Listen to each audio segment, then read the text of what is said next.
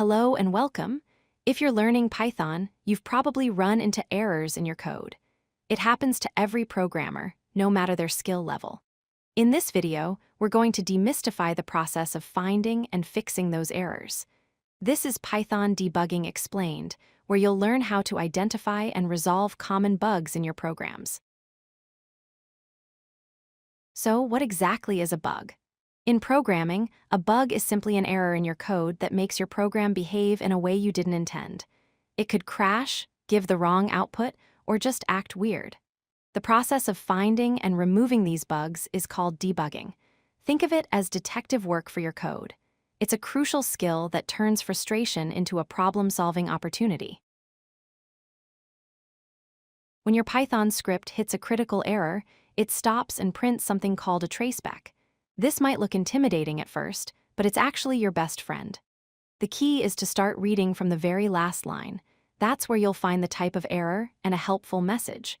From there, you can look at the lines above it to see the exact file and line number where the problem occurred. This traceback is your roadmap to the bug.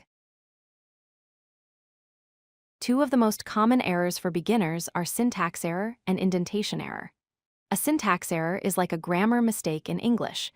You've broken one of Python's rules, like forgetting a colon after a function definition. An indentation error is unique to Python. Because Python uses whitespace to structure code, an extra space or a missing tab can cause this error. Always make sure the indentation within a code block is consistent.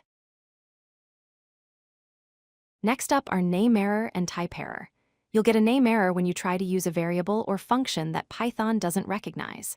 This is almost always due to a typo in the name or trying to use a variable before you've assigned it a value.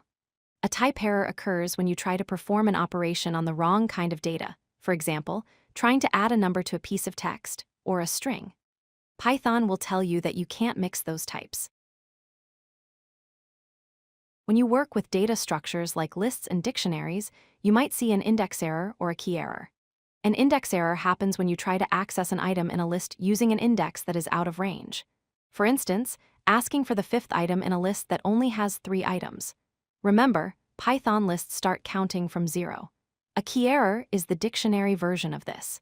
It means you tried to look up a key that doesn't exist in the dictionary. Now let's talk about tools. The simplest, and often most effective, debugging tool is the print function. By adding print statements to your code, you can see the value of variables at different stages of your program's execution. This helps you trace the flow of your logic and pinpoint exactly where things start to go wrong. It's a quick and easy way to get a snapshot of what's happening inside your code. When print statements aren't enough, it's time to use a proper debugger. Python comes with a built-in debugger called PDB, and code editors like VS Code have fantastic visual debuggers. These tools let you pause your program at specific lines, which are called breakpoints. From there, you can execute your code one line at a time and inspect the value of any variable. This gives you a much deeper understanding of your program's state and flow. The best way to fix bugs is to prevent them in the first place. There are 3 habits that can help. First, write clean, readable code with clear names for your variables and functions. Second, use a linter, which is a tool that automatically analyzes your code for common errors. And third, write unit tests. Tests are small, automated scripts that verify your code works as expected, and they are essential for catching bugs early. Let's recap the most important points.